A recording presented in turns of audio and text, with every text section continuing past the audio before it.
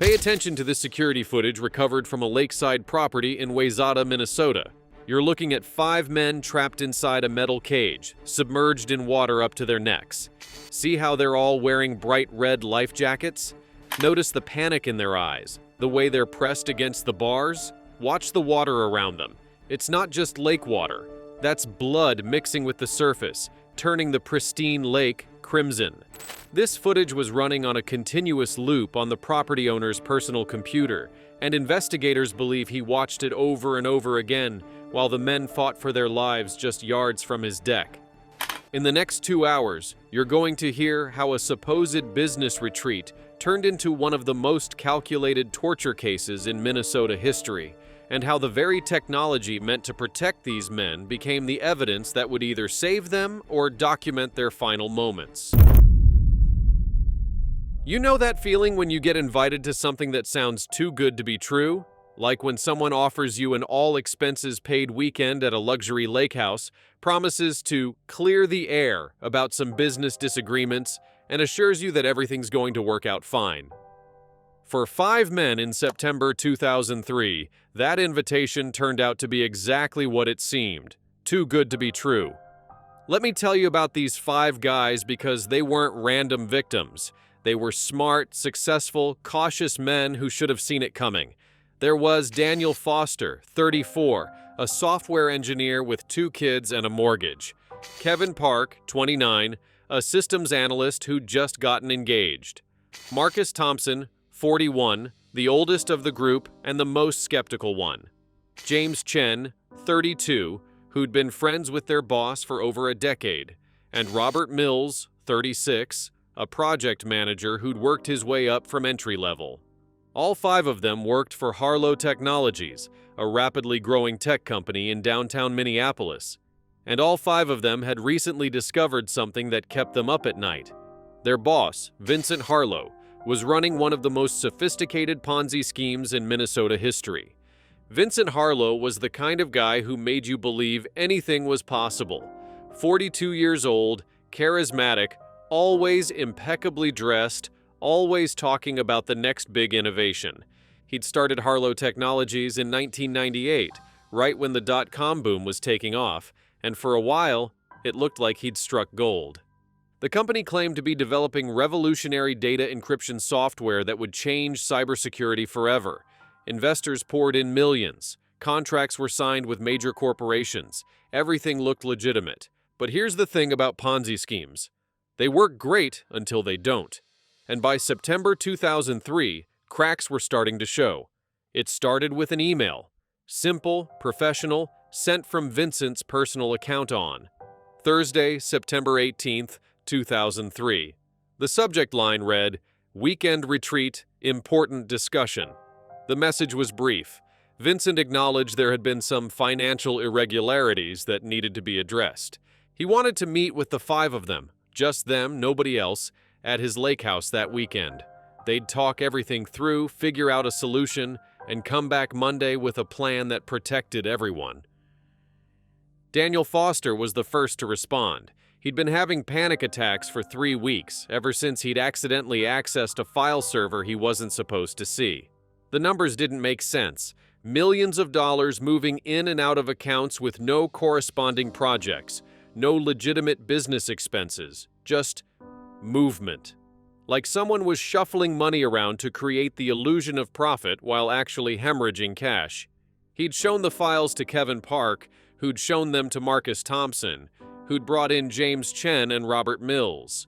The 5 of them had spent countless late nights going through everything they could access, and the picture that emerged was terrifying. Harlow Technologies wasn't developing anything. The revolutionary encryption software was vaporware. The company was paying old investors with money from new investors, and the whole thing was maybe 6 months away from complete collapse. They'd talked about going to the police. They'd talked about going to the SEC. They talked about just quitting and pretending they'd never seen anything. But Vincent's email seemed like a third option. Maybe he had a legitimate explanation. Maybe there was context they were missing. Maybe this could all be resolved without destroying everyone's careers and landing them in the middle of a federal investigation. Marcus Thompson was the only one who thought it was a bad idea. "This feels wrong," he told the others on Friday morning, standing in the parking garage near their office. "Think about it. He knows we know. He knows we've been digging.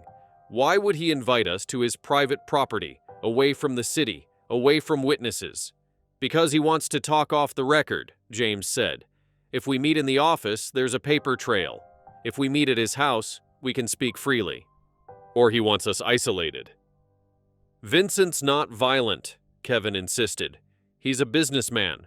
Worst case, he tries to buy our silence or threatens to fire us, but he's not going to do anything crazy." Famous last words. They agreed to drive up together on Saturday morning, September 20th. Safety in numbers, they figured. They'd take Daniel's SUV, stay for a few hours, hear Vincent out, and be back home by dinner. Marcus still had a bad feeling about it, but he went along because the alternative, letting the others go without him, felt worse. Vincent's lake house was about 40 minutes northwest of Minneapolis, right on the shores of Lake Minnetonka in Wayzata. It was beautiful, one of those properties that probably cost more than all 5 of their salaries combined. Modern architecture, huge windows overlooking the water, a deck that stretched out over the lake, a private dock with a boat and a jet ski. Vincent met them at the door with a smile that didn't quite reach his eyes. He was wearing casual clothes, jeans and a polo shirt, but something about his posture was off. Too rigid, too controlled. "Gentlemen, thank you for coming," he said, ushering them inside. "I know this has been a stressful time for everyone. Let's have a drink, relax, and talk this through like adults." The living room was impressive. High ceilings, expensive furniture, a bar area with top-shelf liquor. Vincent played the perfect host, mixing drinks, making small talk, acting like this was just a casual gathering of colleagues, but none of them could shake the tension in the air. "So," Marcus said finally, setting down his glass, "let's talk about the elephant in the room." Vincent's smile faded. "The elephant being the fact that you 5 have been accessing files you have no authorization to see?"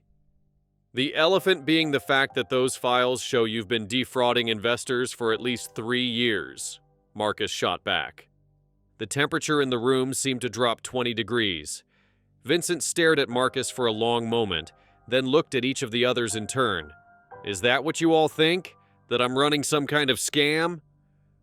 "The numbers don't lie, Vincent," Daniel said quietly. "We've seen the bank records. We've seen the fake invoices.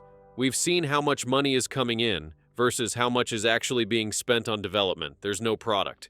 There never was." Vincent walked to the window, looking out at the lake. When he turned back, his expression had changed. The friendly boss persona was gone, replaced by something harder, colder. "You're right," he said simply. "There's no product. The encryption software is bullshit. I've been paying old investors with new money for 3 years. And in about 6 months, the whole thing is going to collapse, and I'm going to prison unless I can find a way to either make the money back or disappear with what's left." The admission hung in the air like a bomb. They'd expected denial, excuses, maybe an attempt to explain it away. They hadn't expected complete honesty. "So what happens now?" Kevin asked, his voice shaking slightly. "That depends on you," Vincent said. "I invited you here because you're the only ones who know. If you go to the authorities, I'm finished.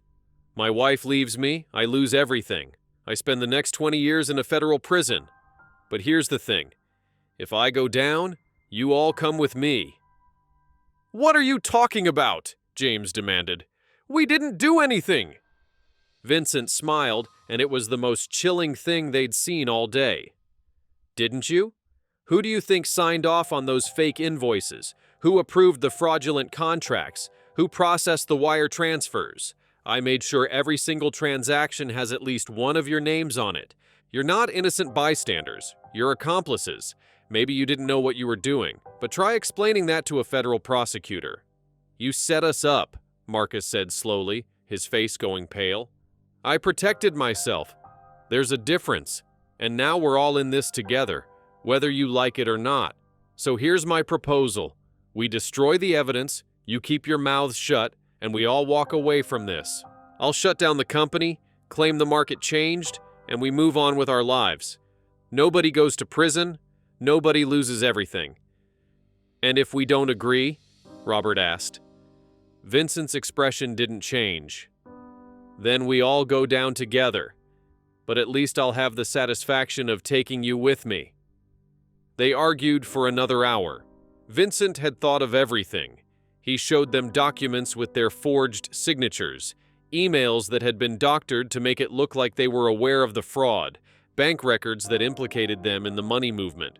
Whether it would hold up in court was questionable, but it would definitely destroy their lives while they fought to prove their innocence. "I need to use the bathroom," Daniel said finally, standing up. He felt sick to his stomach, couldn't think straight, needed a moment alone to process what was happening. "Down the hall, second door on the right," Vincent said, his tone almost pleasant now that he'd established control. Daniel splashed cold water on his face, stared at himself in the mirror, and tried to figure out what the hell they were supposed to do. When he came back to the living room, Vincent was refilling everyone's drinks. "Let's toast," Vincent said, raising his glass, "to uncomfortable truths and necessary compromises." They drank. They didn't have much choice at that point. Refusing would have just made things more awkward. The conversation continued for another 20 minutes, but Daniel noticed something was wrong. His head felt fuzzy. His vision was starting to blur. Across the room, Kevin was swaying slightly in his chair. "Vincent!" Marcus slurred, trying to stand up. "What did you—" And then everything went black. When Daniel woke up, he was cold. So cold that his teeth were chattering. He tried to move, and realized he couldn't. His arms were restrained somehow. He opened his eyes and immediately wished he hadn't. He was in a cage, a metal cage, submerged in water up to his neck. His arms were zip-tied behind his back, and he was wearing a life jacket that kept his head above the surface, but wouldn't let him dive down to free himself. Around him, in the same cage, were the other four. Kevin was awake and screaming. Marcus was still unconscious. James and Robert were just starting to come around, thrashing against their restraints. "Ah, you're up!" Vincent's voice came from above them. Daniel craned his neck and saw Vincent standing on his deck, maybe 15 feet away, holding what looked like a remote control. "I was worried I'd used too much sedative. That would have ruined everything." "Vincent, what the fuck?" Kevin screamed. "Let us out!" "I can't do that, Kevin. You see, I've been thinking about your little discovery, and I've realized something important. Loose ends are dangerous. I could try to buy your silence or threaten you into cooperation, but there's always a chance one of you goes to the police anyway. Maybe you have an attack of conscience. Maybe you get scared. Maybe you just decide you can't live with the knowledge. So I've decided to eliminate the loose ends entirely." "You're going to kill us?" Daniel's voice was barely a whisper. "Not immediately. That would be wasteful. No, I'm going to give you a chance to experience what it's like to be trapped with no way out.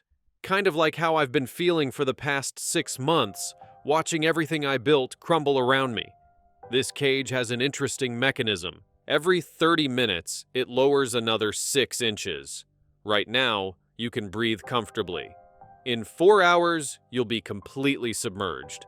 The life jackets will keep you floating, but you won't be able to keep your heads above water. You'll drown slowly, fighting until the very end." Marcus had woken up during this speech, and his response was immediate and visceral. "You're fucking insane!" "I'm practical," Vincent corrected. "When they find your bodies, and they will eventually, it's going to look like a tragic accident.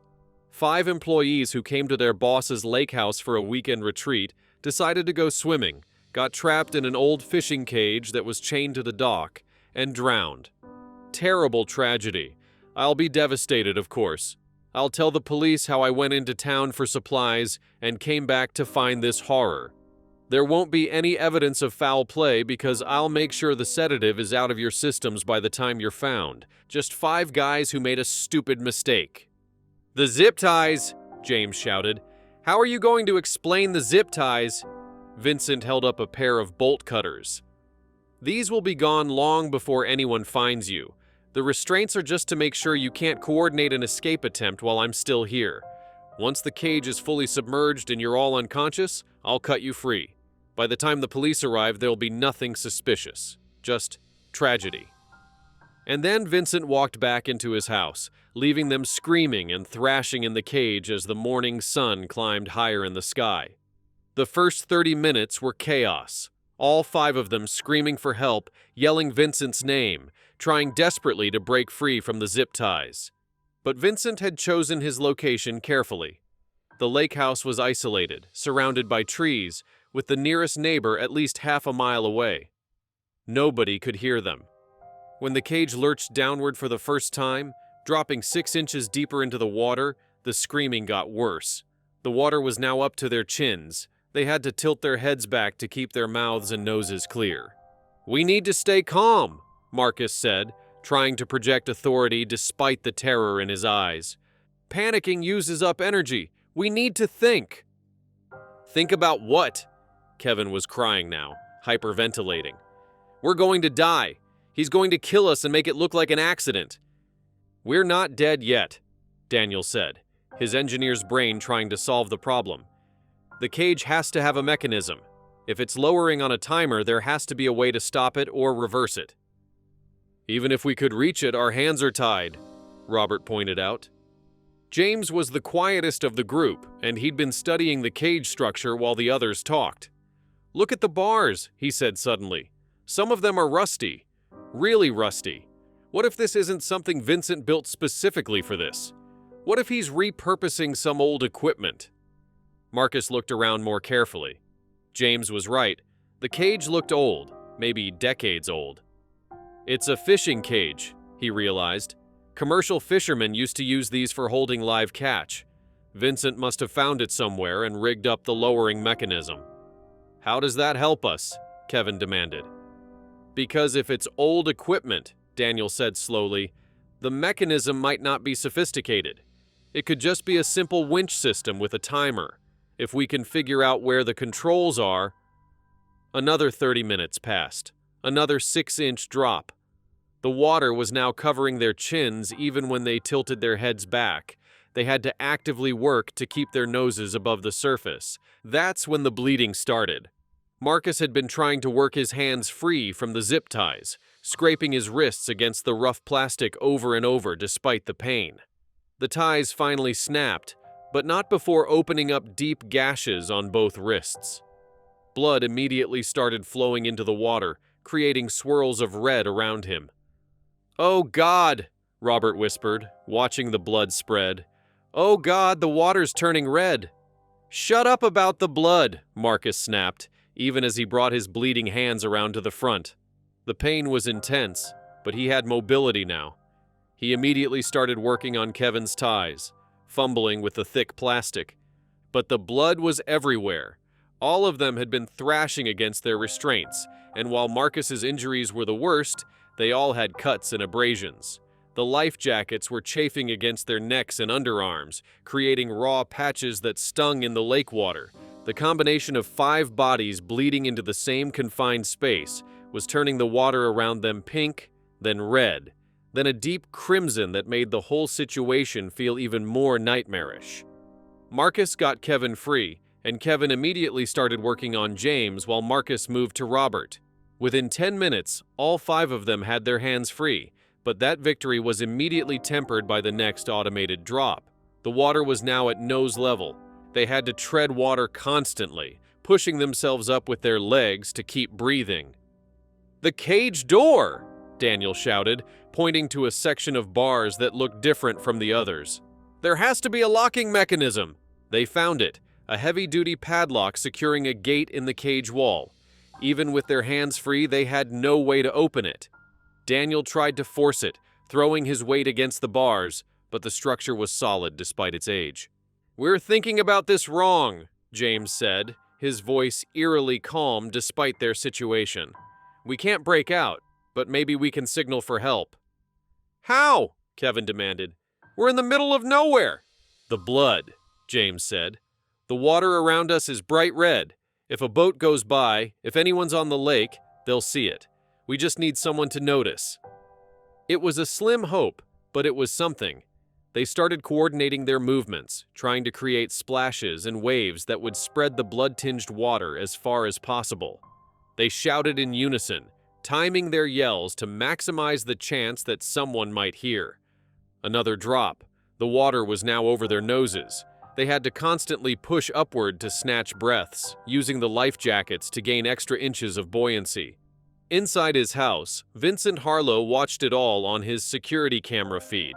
He'd installed the cameras years ago for typical home security purposes, never imagining he'd use them to monitor his own employees drowning in his backyard. But now, sitting at his desk with a glass of scotch, he found himself unable to look away.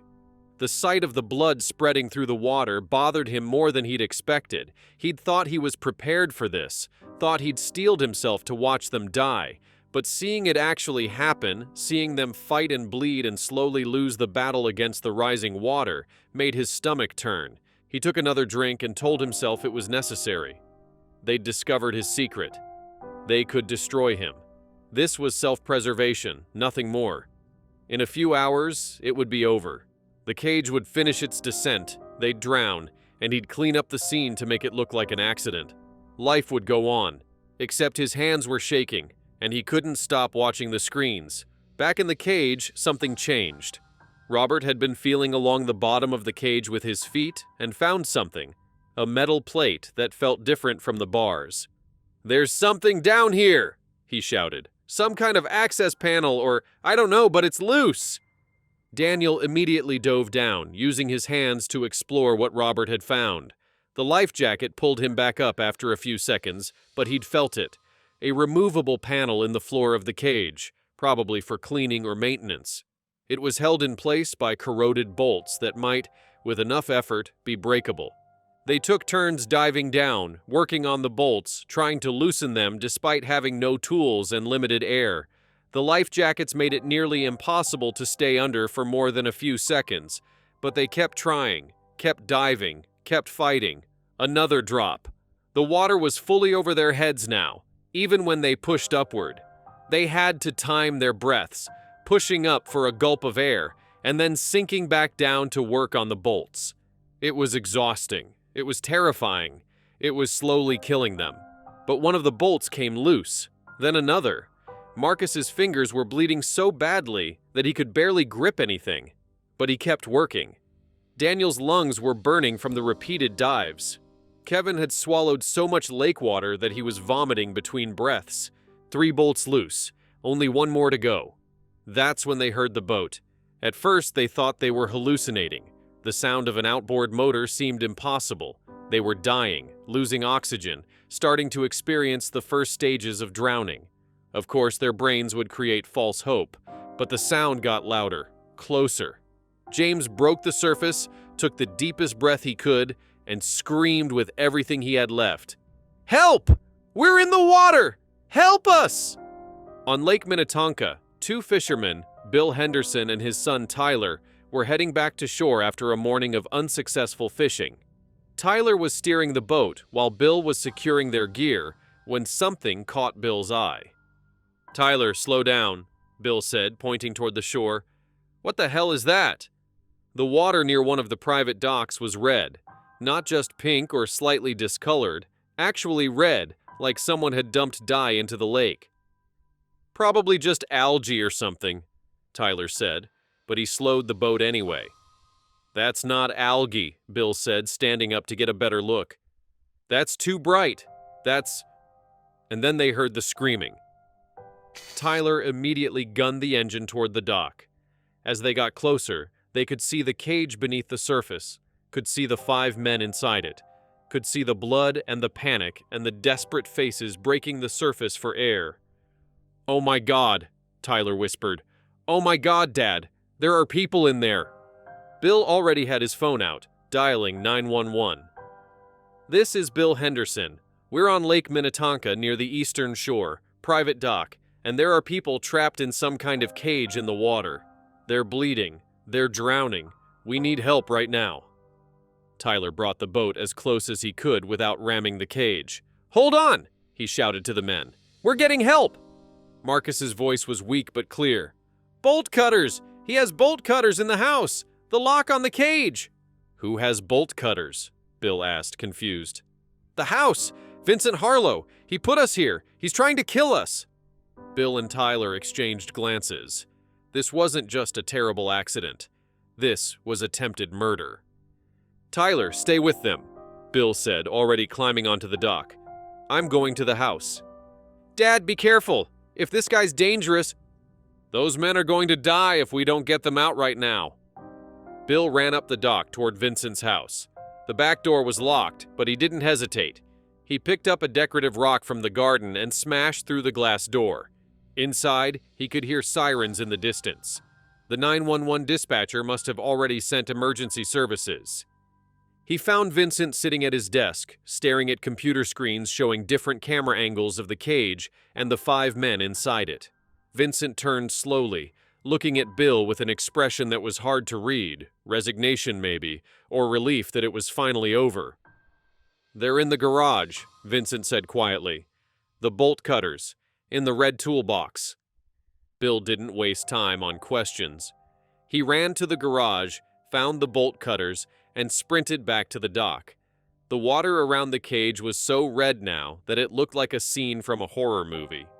The 5 men were barely holding on, their faces gray with oxygen deprivation, their movements sluggish from exhaustion and blood loss. Bill dove into the water, still wearing his jeans and t-shirt, and went to work on the padlock. It took 3 tries. The cutters kept slipping on the wet metal, but he finally sheared through the lock. Tyler helped pull the cage door open. The 5 men practically fell out of the cage, coughing and gasping and vomiting lake water. Bill and Tyler helped them to the dock, pulling them out of the water one by one, checking them for injuries, trying to keep them conscious and breathing. Police boats and an ambulance boat arrived within 5 minutes. Paramedics immediately went to work on the 5 victims, checking vital signs, stopping the bleeding, providing oxygen. All 5 were conscious, though Marcus was showing signs of severe blood loss, and Kevin was hypothermic despite the relatively warm water. Sheriff's deputies went into the house and found Vincent still sitting at his desk, watching the security footage, even though the cameras now showed an empty cage. He didn't resist arrest. He simply stood up, put his hands behind his back, and said, "They were going to destroy everything I built. What was I supposed to do?" Detective Lisa Morrison from the Hennepin County Sheriff's Office had been a cop for 19 years, and she thought she'd seen everything. But when she arrived at Vincent Harlow's lake house and saw the scene, the bloody water, the metal cage, the 5 barely alive victims being loaded onto ambulances, and a suspect who calmly admitted to attempted murder, she realized this case was going to be different. "Let me make sure I understand this correctly," she said to Vincent in the back of a patrol car, her recorder running. "You drugged these 5 men, locked them in a cage, and set up a mechanism to slowly drown them. Is that accurate?" "Yes," Vincent said simply. "They discovered I was running a Ponzi scheme.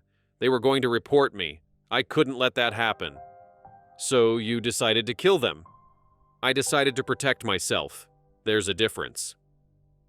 Detective Morrison had heard a lot of justifications over the years, but this one was particularly chilling in its matter-of-fact delivery. Vincent wasn't trying to deny what he'd done. He wasn't claiming temporary insanity or an accident. He was simply explaining his logic as if it made perfect sense. The search of Vincent's house revealed the full extent of his planning. In his home office, detectives found detailed notes about the cage mechanism, schedules for when the lowering system would activate, calculations about how long it would take for the men to drown based on water depth and the buoyancy provided by the life jackets. He'd thought through every detail, but what really sealed the case was the security footage. Vincent had multiple cameras positioned around his property, and all of them had been recording throughout the ordeal. The footage showed everything: Vincent serving the drugged drinks, the men collapsing, Vincent dragging their unconscious bodies down to the dock, placing them in the cage, activating the mechanism, and then going back to his house to watch them die on his computer screens. The footage from the camera focused on the cage itself, the same footage that had appeared in the pre-intro of this documentary, became the prosecution's most powerful evidence. It showed the 5 men waking up in the cage, their panic, their attempts to free themselves, the blood spreading through the water as they scraped their wrists raw trying to break their restraints. It showed their coordination as they tried to solve the problem, their growing desperation as the water level rose, and their final moments before Bill Henderson arrived to save them. Special Agent Rachel Kim from the FBI's Financial Crimes Unit arrived the next day to investigate the Ponzi scheme that had triggered everything. What she found was even bigger than anyone expected. Vincent hadn't just been defrauding his current investors, he'd been running variations of this scam for over a decade, through multiple companies and business ventures. We're looking at approximately $47 million in total losses, Agent Kim explained to Detective Morrison. He'd start a company, raise capital by promising revolutionary technology, use new investments to pay returns to old investors, and when the whole thing was about to collapse, he'd shut down the company, claim market conditions killed it, and then start over with a new business and new investors. Harlow Technologies was his 4th iteration of this scheme. And the 5 victims, Daniel Foster, Kevin Park, Marcus Thompson, James Chen, and Robert Mills, they really had discovered evidence of the fraud? They had everything, Agent Kim confirmed. Bank records, fake invoices, correspondence with investors that contradicted internal documents. If they'd gone to the authorities, we could have built a case that would have put Vincent away for 20 years, even without the attempted murder. The 5 survivors spent varying amounts of time in the hospital. Marcus Thompson needed blood transfusions and surgery to repair the damage to his wrists and hands.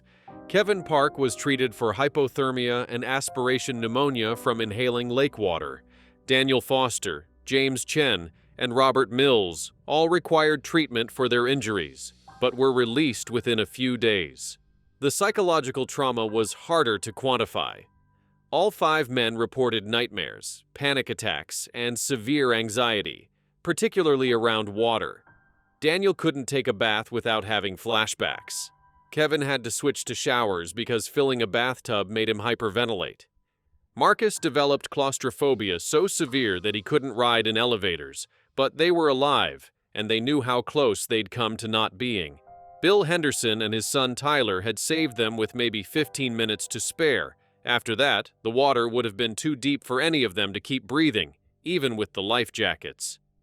Detective Morrison worked closely with the district attorney's office to build the case against Vincent Harlow. It should have been straightforward. They had video evidence, a confession, 5 victims who could testify, and physical evidence from the crime scene. But Vincent's defense attorney, a high-priced lawyer named Richard Castellano, had different ideas. "My client was under extreme psychological distress," Castellano argued at a pre-trial hearing. He'd spent years building a business, watching it collapse, facing financial ruin and imprisonment. The discovery that his employees had been spying on him, gathering evidence against him, triggered a psychotic break. He wasn't thinking rationally. This isn't premeditated murder. This is a man who snapped under pressure. "He built a drowning cage with a timer," Assistant District Attorney Jennifer Park countered. "He drugged 5 men, tied their hands, trapped them, and watched them suffer for hours. That's not a psychotic break. That's calculated, methodical attempted murder." The security footage became crucial, not just as evidence of the crime, but as evidence of Vincent's mental state during it. The prosecution obtained all the footage from Vincent's computer, including angles that hadn't been shown publicly. One camera had been positioned to show Vincent himself, sitting at his desk, watching the other screens. The footage showed him pouring drinks, checking his watch, making notes. At one point, he even took a phone call, just casually chatting with someone about a boat he was thinking of buying, while his computer screen showed 5 men slowly drowning in his backyard. This wasn't someone having a breakdown. This was someone executing a plan. The defense tried to suppress the footage, arguing it was prejudicial and would inflame the jury. Judge Michael Roberts disagreed. "This footage shows exactly what happened and the defendant's state of mind during it," he ruled. The jury has a right to see the evidence, regardless of how disturbing it might be. As the investigation continued, more details emerged about Vincent's financial crimes. The FBI traced his scheme back to 1993 through 4 different companies, involving over 300 individual investors and several institutional funds.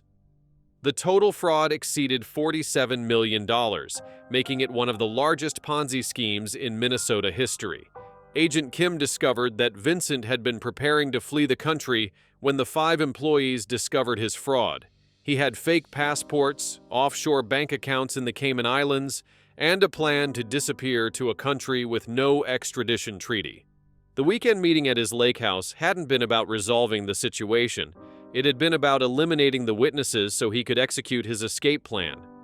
If those 5 men had died, if Bill Henderson hadn't happened to be fishing on that particular stretch of lake that morning, Vincent would have reported their deaths as a tragic accident, collected on the life insurance policies he'd secretly taken out on his key employees, and been on a plane to the Bahamas within 48 hours, Agent Kim told Detective Morrison. He wasn't just trying to cover up fraud, he was trying to profit from murder. The life insurance detail was particularly chilling. Vincent had taken out $500,000 policies on each of his senior employees, including the 5 victims, listing Harlow Technologies as the beneficiary. He'd done it under the guise of key person insurance that many companies use, but the timing suggested he'd been planning this for months. Bill Henderson became a key witness in the case. His testimony about finding the men in the cage, the state of the water, and Vincent's calm demeanor when confronted was crucial to establishing the deliberate nature of the crime. Tyler Henderson's testimony corroborated his father's account. The water around that cage looked like a murder scene, Bill told the jury during the trial. I've been fishing that lake for 30 years, and I've never seen anything like it. The blood was so thick that you could see it swirling in the current. And those men, you could see in their eyes that they knew they were dying. They'd fought as hard as they could, but they were done. Another 10 minutes, maybe 15, and we would have been pulling out bodies instead of survivors. The most powerful testimony came from the survivors themselves. Each of the 5 men took the stand and described their ordeal in detail. The drugged drinks, waking up in the cage, the rising water, the desperate attempts to free themselves, the blood and the pain, and the absolute certainty that they were going to die. Marcus Thompson's testimony was particularly impactful. He showed the jury his scarred wrists, permanent reminders of how he'd scraped through the zip ties. I broke my own hands trying to free myself, he said quietly. I tore through skin and muscle and kept going because I knew if I stopped, we all died. And the whole time, Vincent was sitting in his house, watching us on his cameras, drinking scotch.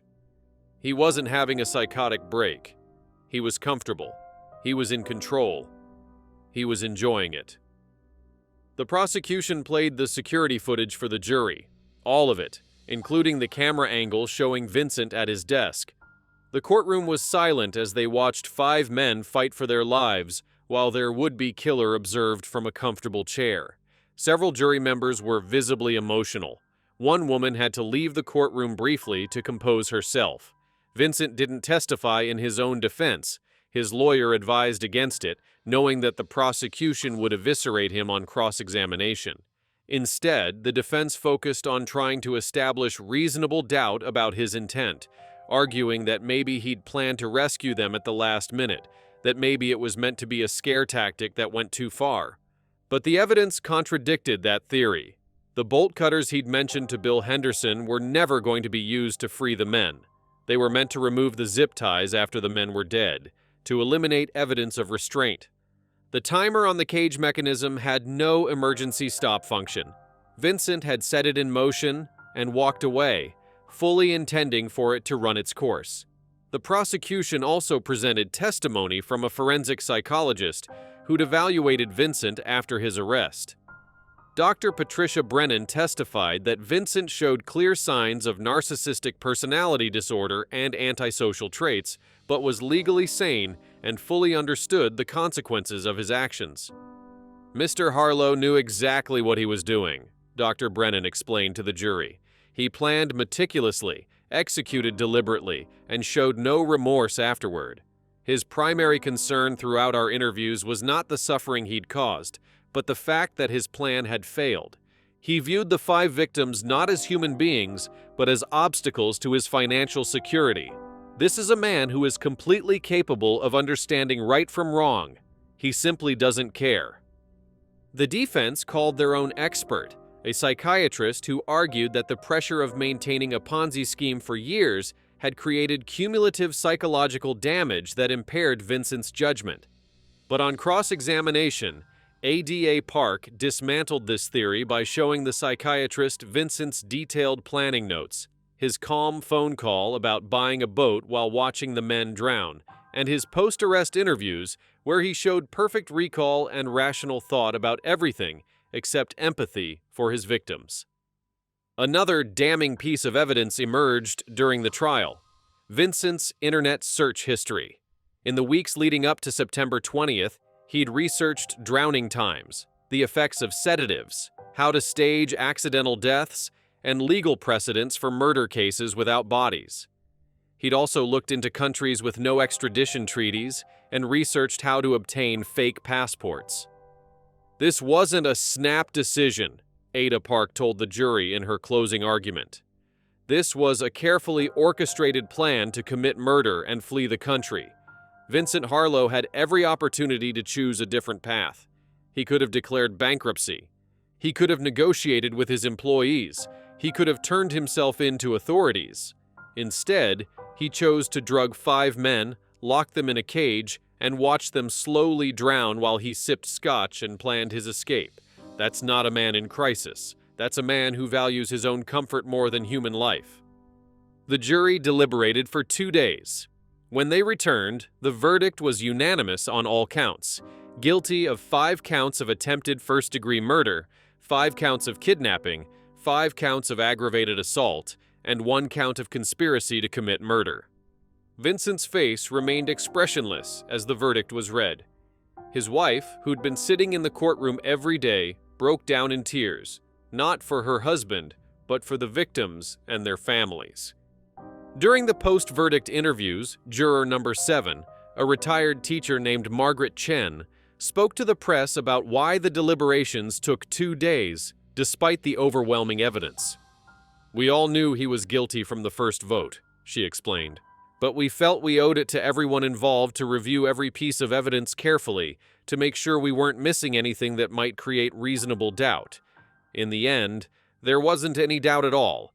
The security footage showed us everything we needed to see." The sentencing hearing took place on a cold morning in April 2004. Judge Roberts' courtroom was packed with media, supporters of the victims, and members of the public who'd followed the case closely. Before imposing sentence, Judge Roberts allowed the 5 survivors to make victim impact statements. Each one stood before the court and described how the incident had changed their lives. The nightmares, the anxiety, the inability to trust people, the physical scars that would never fully heal. "I can't take my kids swimming anymore," Daniel Foster said, his voice breaking. "They love the water, but I can't even look at a lake without having a panic attack. Every time I close my eyes, I'm back in that cage, feeling the water rise, watching my friends bleed, knowing we're going to die. Vincent Harlow didn't just try to kill my body, he killed parts of my mind that I'm never going to get back." Kevin Park described his broken engagement. His fiancée couldn't handle his PTSD and the violent nightmares that woke them both up multiple times a night. Robert Mills talked about losing his job because he could no longer function in a normal office environment. James Chen had moved to a different state, trying to escape the memories but finding they followed him wherever he went. Marcus Thompson spoke last. His hands still bore visible scars from his fight to escape the zip ties, and he held them up for the court to see. "These scars remind me every single day that I'm alive because I was willing to tear myself apart to survive. But you know what haunts me most? It's not the pain. It's not even the fear of dying. It's knowing that Vincent Harlow watched all of it. He saw us suffering, saw us bleeding, saw us fighting for our lives. and he just sat there, comfortable in his house, watching like we were entertainment. That's what I can't forgive. That's what I can't forget. Judge Roberts listened to every statement without interruption. Then he turned to Vincent Harlow. Mr. Harlow, you have been convicted by a jury of your peers of some of the most heinous crimes I've encountered in my 23 years on the bench. You drugged 5 men who trusted you, trapped them in a cage, and set in motion a mechanism designed to slowly drown them while you watched. You didn't act in a moment of passion or panic. You planned this meticulously. You executed it coldly, and you showed no remorse whatsoever, even when confronted with the consequences of your actions. Vincent remained silent, his expression unchanged. The law gives me discretion in sentencing, but in this case that discretion is clear. You have demonstrated through your actions that you are a danger to society and that you have no capacity for empathy or rehabilitation. Therefore, it is the judgment of this court that you be sentenced as follows. Charges and sentencing. 5 counts of attempted first-degree murder. Life imprisonment on each count to run consecutively. 5 counts of kidnapping, 25 years on each count, to run concurrently with the murder sentences. 5 counts of aggravated assault, 15 years on each count, to run concurrently with the murder sentences. 1 count of conspiracy to commit murder, 30 years, to run concurrently with the murder sentences. The consecutive life sentences meant Vincent would never be eligible for parole. Even if the law changed, even if he somehow appealed successfully, he would spend the rest of his life in prison. The federal charges for the Ponzi scheme came later. Vincent was convicted on 47 counts of wire fraud, securities fraud, and money laundering. The federal judge added another 30 years to his sentence, though it was largely symbolic given he was already serving multiple life terms. The 5 survivors had varying paths forward. Daniel Foster eventually started his own consulting business, working from home where he felt safe. He also became an advocate for workplace whistleblower protections, testifying before Congress about the dangers employees face when discovering corporate fraud. His testimony helped shape federal legislation that strengthened protections for corporate whistleblowers. Kevin Park reconnected with his ex-fiancée after intensive therapy. She'd left not because she didn't love him, but because she didn't know how to help him heal. With the guidance of a trauma-specialized couples therapist, they worked through his PTSD together. They married in 2006 in a small ceremony by a river. Kevin had worked hard to reclaim his relationship with water, and the location was symbolic of his recovery. They now have 2 children, and Kevin works as a trauma counselor, specializing in helping survivors of violent crime. Marcus Thompson became one of the most prominent advocates for crime victims in Minnesota. He founded the Thompson Foundation for Victim Support, which provides free counseling, legal assistance, and financial support to victims of violent crime. He also worked with the state legislature to pass several bills improving victim rights and support services. His scarred hands became a symbol of survival and resilience, and he never tried to hide them.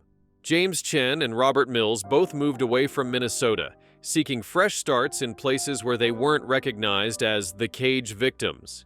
James relocated to Portland, Oregon, where he started a small tech company focused on cybersecurity.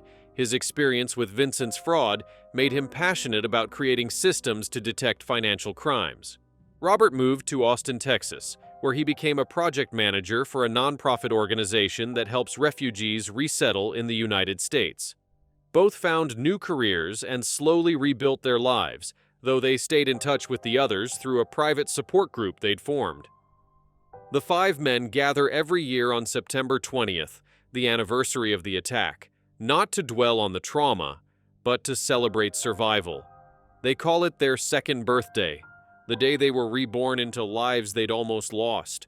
Sometimes they meet in person, sometimes they connect via video call, but they never miss it. It's a reminder that they made it, that they're still here, that Vincent Harlow failed. Bill Henderson and his son Tyler were honored by the state of Minnesota for their heroic actions. They received the Governor's Medal of Valor, one of the state's highest civilian honors. Without their quick thinking and willingness to act, 5 men would have died that day. Bill remained humble about his role, insisting he'd only done what anyone would do. "I just happened to be in the right place at the right time," he said, "and I'm grateful every day that we were." Tyler, who was 19 at the time of the rescue, was deeply affected by the experience. He eventually became an EMT and later a paramedic, crediting that day on Lake Minnetonka with showing him his life's calling. "Seeing those men fighting to survive, knowing I could help save them, it changed everything for me," he said in a 2010 interview. "I realized I wanted to spend my life helping people in their worst moments." The case led to significant changes in Minnesota law regarding employee rights and corporate fraud reporting. The Harlow 5 Act, passed in 2005, created stronger protections for whistleblowers and established clear procedures for employees who discover financial crimes by their employers. The law made it easier to report suspicions to authorities without fear of retaliation and provided legal representation for employees caught in such situations. It also mandated that companies with more than 50 employees provide anonymous fraud reporting hotlines monitored by independent third parties.